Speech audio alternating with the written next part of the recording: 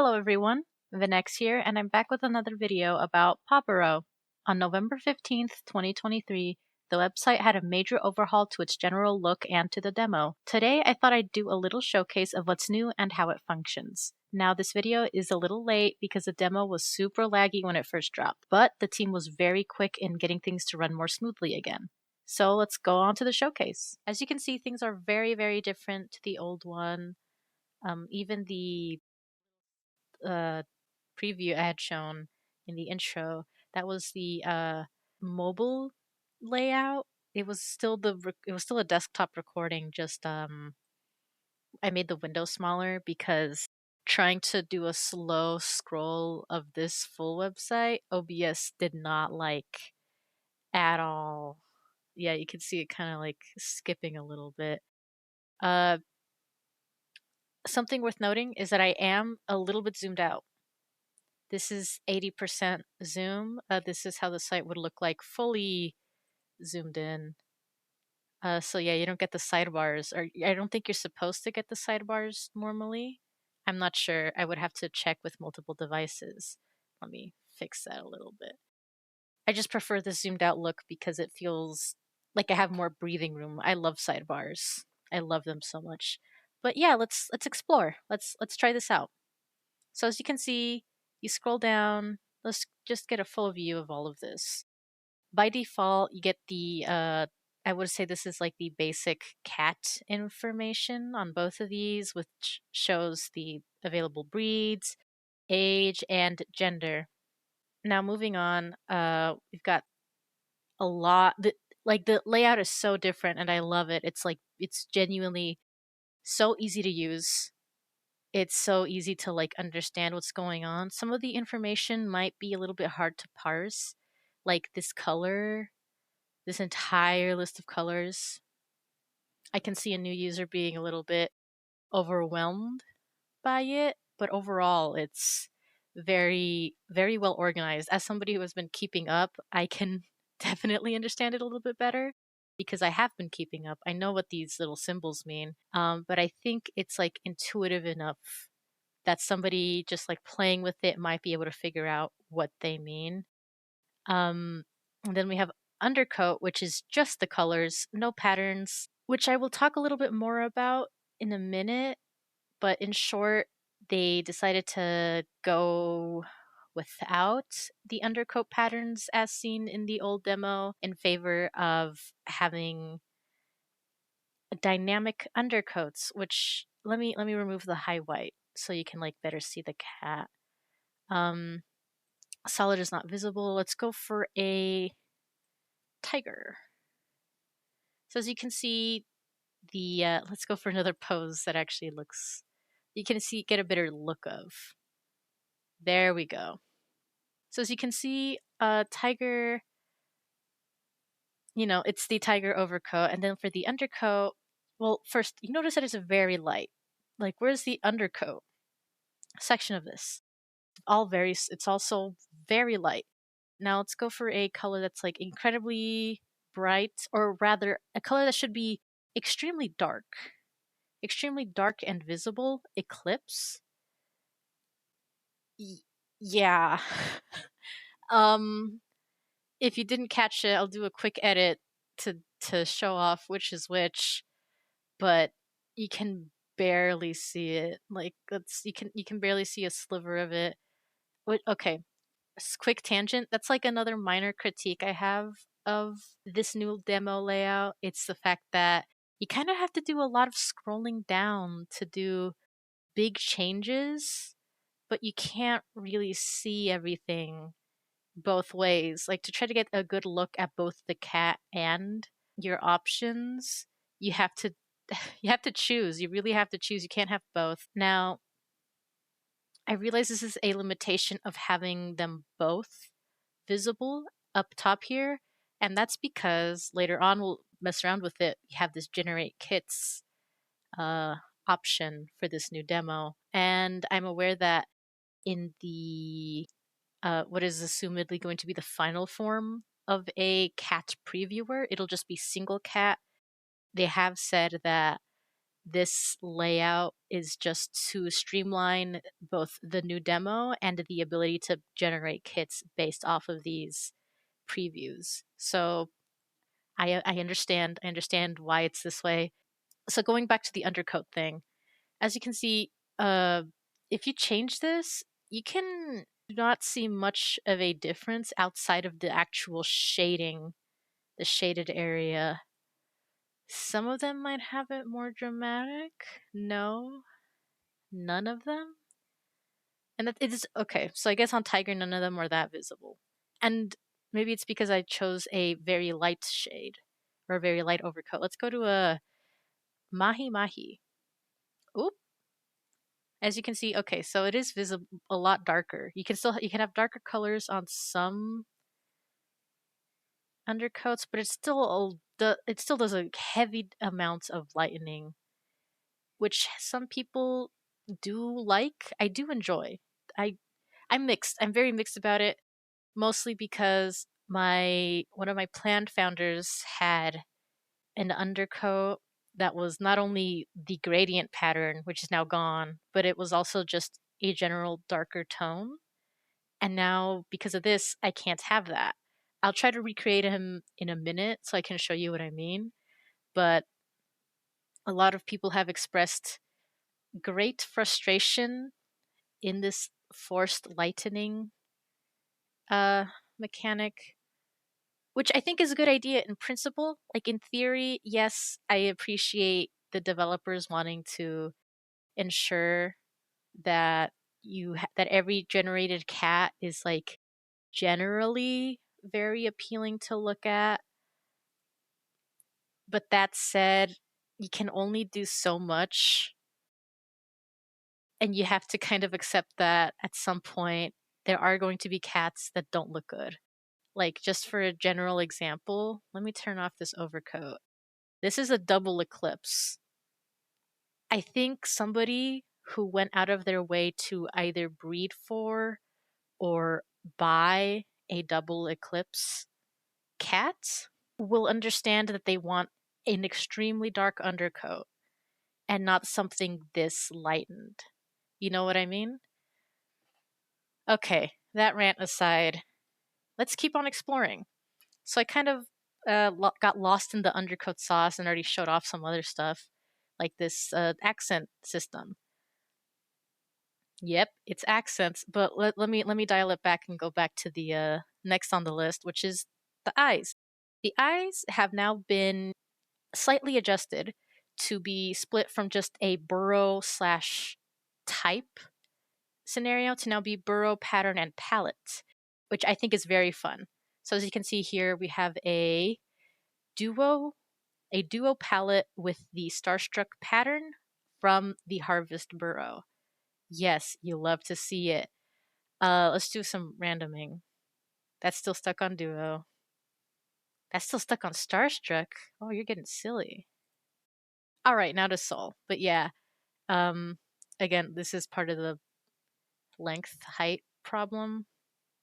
You have to keep on going back and forth. Like full vibrant, you got Starstruck, Love Struck, Dark, and then Clouded. Like this is a very appreciated feature. Like if okay, one of the biggest cons of the old system is that if you wanted to have like a dual colored eyes, it could only be dual colored. But what if you wanted a character that has like cloudy eyes? Like for instance, a character that is like blind or has like cataracts or something, but is still, heterochromia, you wouldn't be able to do that. But this allows you to do that, which is very fun.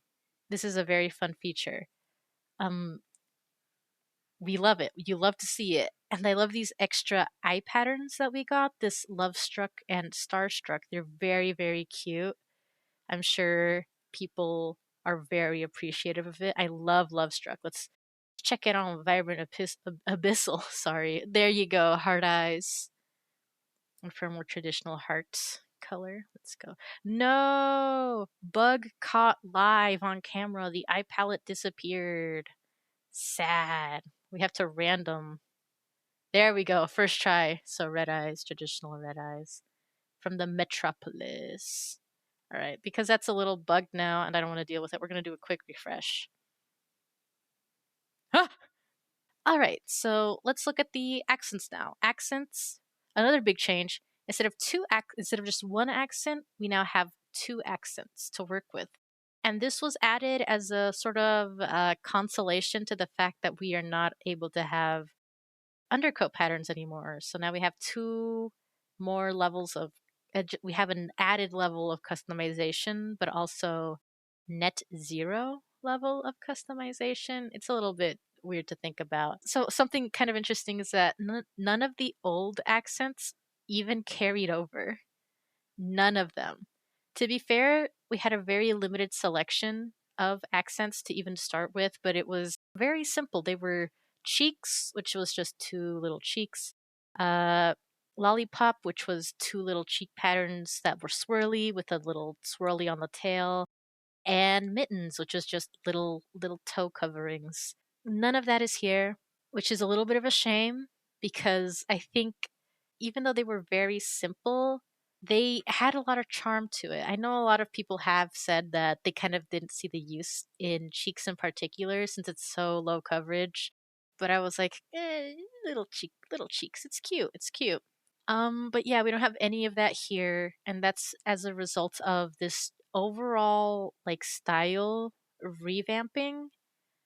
They like, as you can see, they like redid the jeans. Like the jeans look completely different to what they originally looked. That's a completely different new jean. Let me turn that off and turn off this new accent as well. But let's get tiger in here, or rather, let's get cardinal. Yeah. So everything is a lot more finely rendered. It's of what's the word? It's a painterly style, which I'm a sucker for. I love it. It's so pretty. It's so nice to look at. I've seen at least one person say that they kind of are not a fan of it, but what can I say? I'm a sucker for it. But as a result of having this more painterly style, very simple jeans, they had to be shelved for a minute to be reworked in a way that would better fit this new aesthetic. And in the meantime, we have a bunch of epic, cool accents to work with. So we have very small coverage one already, which is skin, which just changes visible skin. And this is going to be mostly low key because you can only see so much skin on your standard fur covered cat. However, we are well aware we're going to have at least one cat that has a lot more skin coverage. The Lycoi put a graphic up there for you. We are going to get a cat that looks like this. Obviously has more face coverage, more skin coverage, sorry. But for now, it's considered a very low key accent. Uh, on the simpler but very much more noticeable side, we have Harlequin, which is very, very interesting, in my humble opinion. It's a complete bam. I've seen some complaints on Harlequin feeling a little bit too flat, but to that I say it's just kind of matching solid. Some of the solid colors feel a lot more flat than others, and that's okay in my opinion. It just is how it is. And then for another kind of low key gene accent, sorry, claws, which I am sure the people are going to be obsessed with. I have seen many an edgy OC that has bright red or dark eclipse claws already, and I love it. I'm eating this up. I think it's great. Such an appreciated accent. Like, they're cats. Of course they're going to have little clawsies, and having such a highly customizable way of having claws that isn't just a limited color decor, sorry, accessory, that's the word. An accessory. I think this is the best way they could have possibly had claws.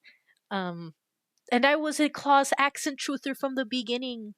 When we got this sneak peek, I was like, this is gonna be an accent, right? And the people didn't believe. They thought it would just be an accessory or perhaps even a toggle. But no, I had faith. I knew. I am tuned in to the Paw Borough development team frequency. I have them wiretapped. Moving on to overgrowth, which is actually, we only see a little bit of it relative to what we know we're going to get. The overgrowth pattern or the overgrown accent is something that was first seen in the Kickstarter as a stretch goal to be released upon launch. We knew there are 4 variants of Blossom, Ivy, Herbal, and Toadstool. I guess for the demo, they only managed to get two variants done, Blossom and Ivy, which I will say are rather scrumptious regardless. Another fun fact about overgrowth is that these are going to be considered outlier accents in the sense that in the most recent update, the one that announced this entire demo rehaul, we know now that future line breaking accents will be things related to body parts. I am completely wording this wrong. I'll have to look at the actual Kickstarter to get the better wording. But it will be things like ear tufts, extra fur, frills, fins, feathers, something. If it's attached to the body or seen as like an extension of the body, it will be an accent. Things that could be arguably seen as just clothes will be accessories. So yeah, that's all the accents we have. Very low key skin, Harlequin, which is a much more noticeable look, clawsies, and 2 overgrowths, which we're gonna do something that may be illegal in the future. Double overgrowth. Oh yeah. I say that because there's like a non-zero chance that when overgrowth or when we get the full game or when we get an update to this demo, at some point we might not be able to double stack axe, or we're not supposed to anyways. Like you can't have double claws. Like you can see I have claws there. I can't double up on claws. It's like grayed out. However, with the way overgrowth works, it is technically all one gene, but with this new layout, it has like the different variants, so you can like choose between them. You're not supposed to be able to double up on them. Mostly because of clipping issues like this, you can see, oh yeah, this doesn't look very good. However, some people have said, um, well, it's not too bad the other way around. And I gotta say, yeah, you're right. This looks pretty good. But we're not completely sure if we'll even get it. And now moving on to something very, very, very exciting, which I honestly kind of don't care about. White coverage, which, okay, again, sorry for the curse of I have to scroll a little bit. As you can see from the overcoat selection, we have lost Calico. We got Tuxedo, but she ain't the same. We lost Calico. And that's in part because of the introduction of the white coverage system, which, oh my god, she's white spotted. Yeah, white coverage is just a very simple, and by simple I mean extremely complex, and this thing has like a billion combinations. But with this white coverage pattern or with this white coverage system, you can have very unique cats based on their white coverage, patterning. And of course, there are some that like show up a little bit more often than not, especially right now because I'm using low coverage, which will only cover a little bit. But we get to something like, okay, medium coverage. Ooh, baby. Ooh, baby. Oh, yeah. Let me actually switch that to a more visible color. Yeah, there you go. Now you can see how stark it is. It is a lot. You can get very silly with this. It's beautiful. But like I said, I'm unfortunately not too big on white coverage. I should be playing with it more for sure though, because it is very pretty to look at now that I'm actually playing with it. It's just that in the time I had been working on my founders, they're non coverage cats, guys. I don't need him. I don't need them. I don't need to be playing with white coverage. Oh, but it's so tempting to try to roll for something like this. Let's move on to high. Hi, baby. Yeah. Let's go. Let's go. We have full as well, which just completely covers the cat. Um, I won't have any use for this. I think the only use for this would be really to get a little silly, have little mystery cat pairs. All right, so I've done enough messing around. Let's do a little experimenting. Let's first switch that coverage to none. Switch that coverage to none as well.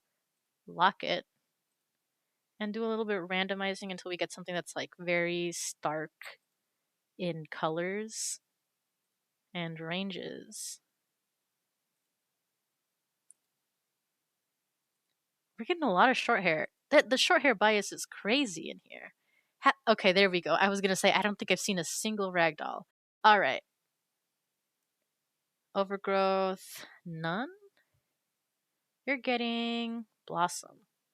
No, that clips. Getting claws as well, or you're getting claws. Period. All right. So now let's try out the breeding. As you can see, there's a button down here that says Generate Kits. You click it. You wait a little bit. Bada bing, bada boom.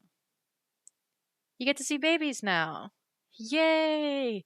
And more importantly, at least to me, you get this very wonderful breakdown of how the colors of the parents interact with one another to create the pool for kits. Now, if you hadn't been following the development of Paw Borough, you would not know this. It originally had a very Flight Rising-esque color wheel breeding system where all the colors would hypothetically be on a wheel. And when you're breeding, it takes the colors of the two parents and goes the shortest route to meet each other.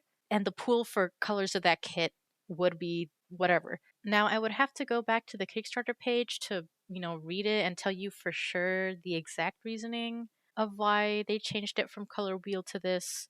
But mostly, if I remember correctly, it had something to do with wanting to help an average newcomer that has no previous experience with any pet site. They would be able to more intuitively figure out what sort of ranges to expect from breeding a pair, because as much as I am okay with the Flight Rising color wheel system, it is not very intuitive to new players. And now that there is another game on the market that uses a similar system, it is very much possible to get it confused. I would imagine if there was a third one on the market, I would be confusing color names left and right. It would be a nightmare. So, as you can see here, each of the color slots have a little thing here that says the saturation, the I think luminosity is the term they're using, and obviously the hues.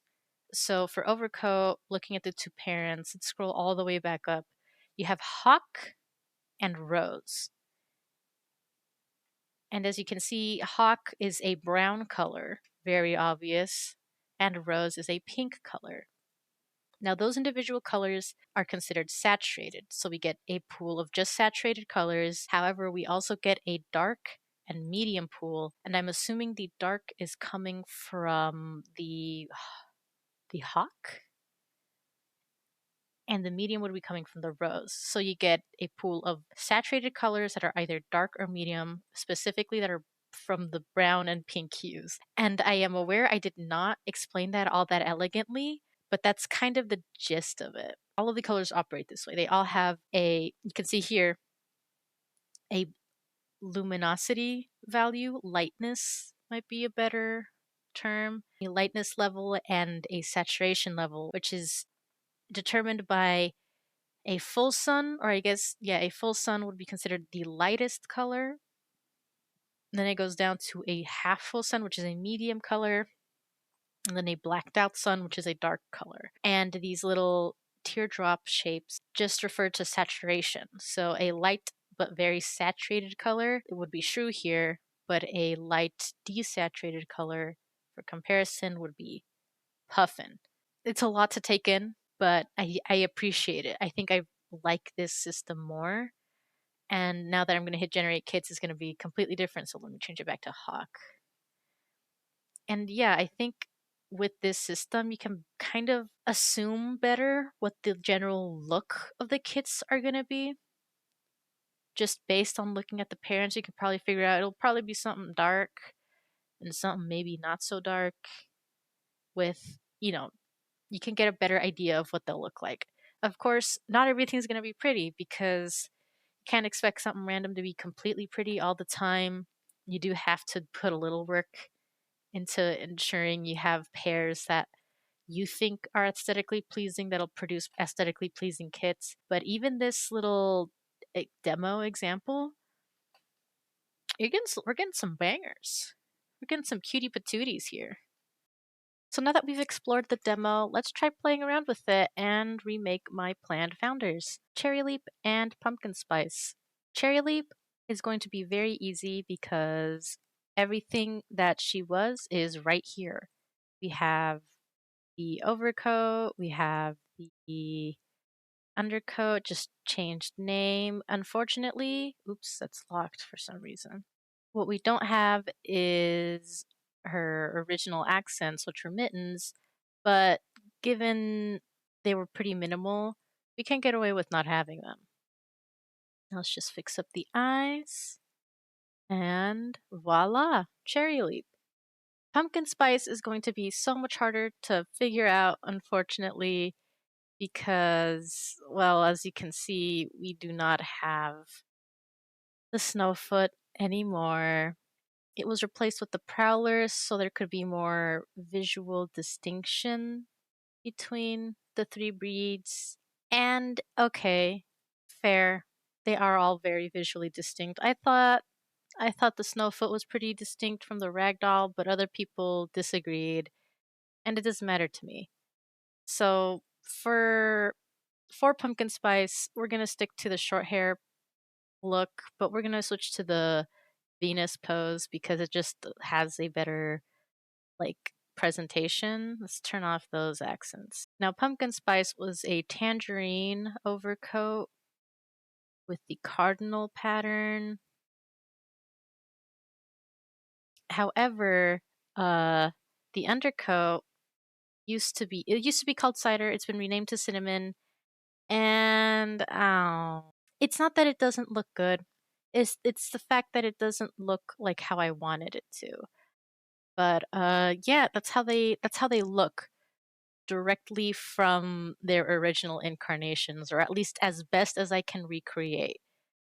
That said, the new updated look makes me want to try to possibly experiment, kind of move on and beyond the original designs I had planned, and Cherry Leap has definitely been tempting me with a revamp. So let's go back and see what we can change about her.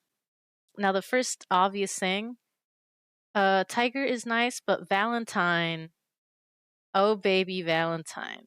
So, Valentine is a gene that exists because I was the person who backed the Design a Gene tier on the Kickstarter, and that allowed me to send some concepts for any gene that I wanted. I decided to go for an overcoat, and the iteration that we have now is pretty different from what I had originally wanted, but that was a result of the overhaul to the gene like art direction, and I wouldn't have it any other way. I love this. I love it so much. As much as I love Valentine, it gives you a lot more undercoat coverage, and I think the stark white is not the best look.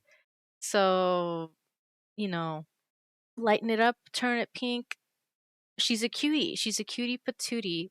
But then changing this makes me think I'm not really a fan of the tone of the overcoat. So I go back and suffer because all of the reds are good. I love red. I love red. I just love the color red. And I was so enamored with all of these options. I actually went out of my way to make a Tumblr poll and have people help me decide on what to change it to. Um, and actually, what ended up winning was Tulip. And for a minute, I was considering Tulip myself. I was like, you know what, go full pink. But then I decided against it because, as you can see, Tulip is a medium saturated color. But ruby, which is the second option that I was considering, is a dark saturated color, and I like it a lot better. I don't know. I like the dark. I like dark, and also that means if I were to go with tulip, it would lower the chances of breeding a blood color, which is absolutely dope. But again, I don't want it for cherry leaf.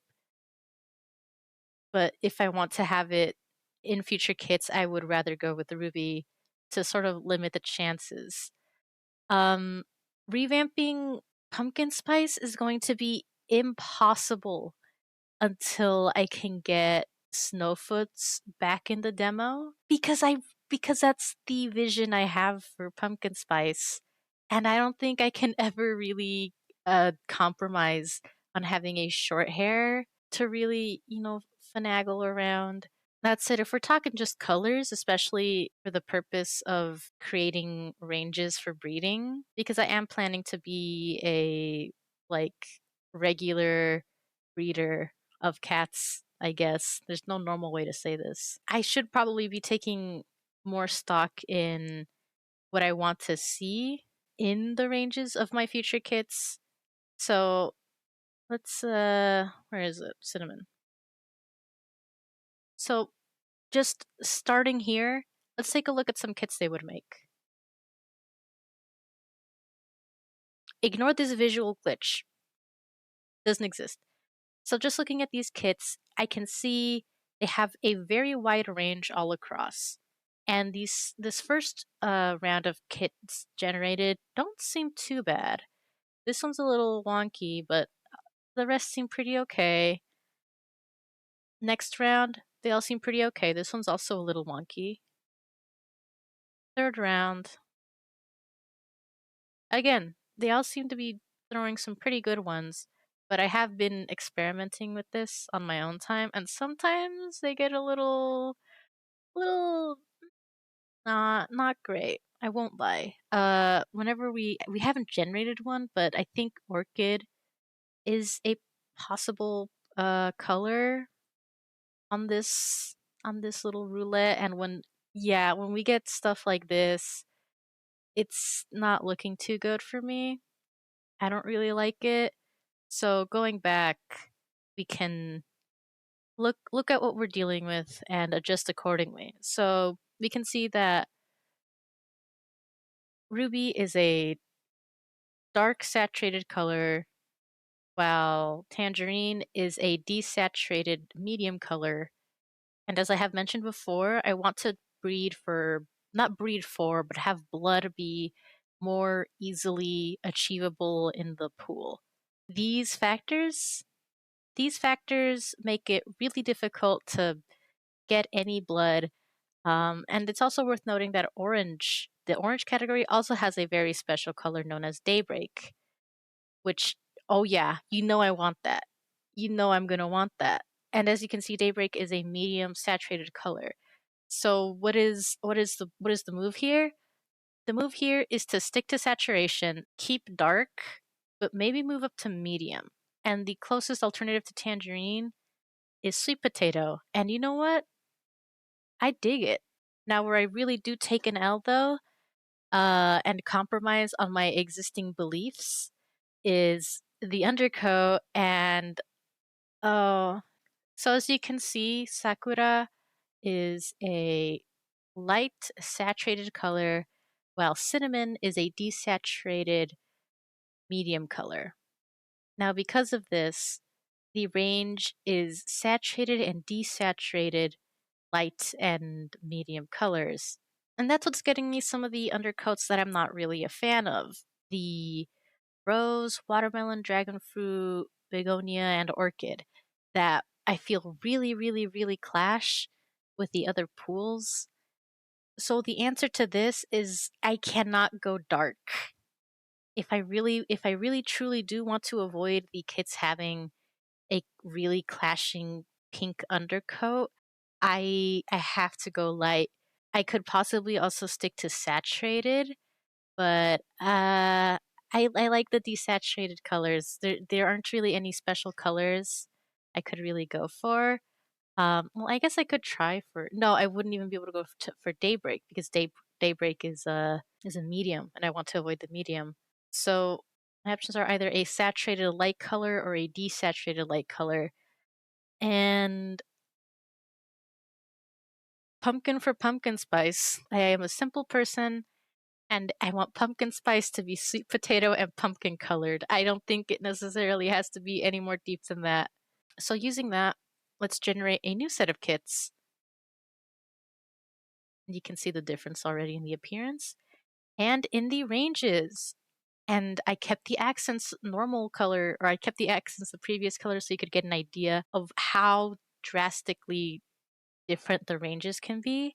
Just adjusting like for hue or just adjusting for saturation and lightness. Um, as you can see, it gets it cuts down by quite a bit. And from the options we have here, they're pretty good. This one's a little bit of a weirdo, but most of these are pretty okay. Again, another round of pretty okay cats. This one might be a little weird, and this one might be weird too.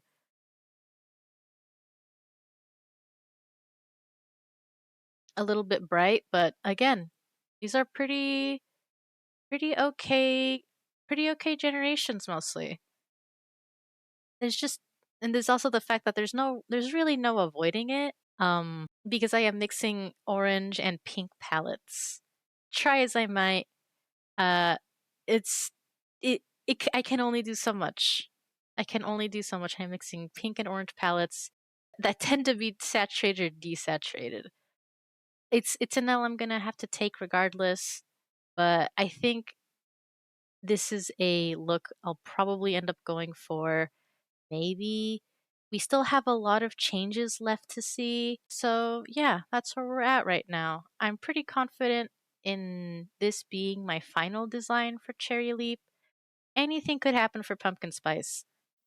So that was the Paw Borough demo. I know at the start I said it had released a few days ago, but as of recording, it is now been over 10 days. I got lost in the editing sauce and I'm recording this right at the end, and this video is definitely going to be released after 10 days since the demo launched because I am going to be editing this down as well. And that might take a while because I suck at time management and executive dysfunction. Oopsie. But, anyways, I love it. I love the demo. I definitely talked about some of my concerns with it in terms of layout or just the functionality of some of the systems they introduced. But all in all, it's a really solid demo. I love playing with it. I love experimenting with it. I love seeing other people experiment with it. It's been such a revitalizing update to the community, even with the complaints that exist. And actually, I think the complaints that do exist are a part of that revitalization. It's giving people the opportunity to say what they want out of the game and giving developers the opportunity to hear those wants and be able to maybe incorporate them as best as they can on what they're working on. That was worded horribly. But, anyways, that's everything for today. Next time, I don't know what I'll bring you next time, but I certainly hope it's something much better put together and without such a long time in development or progress or production, whatever. I'm done. Have a good weekend.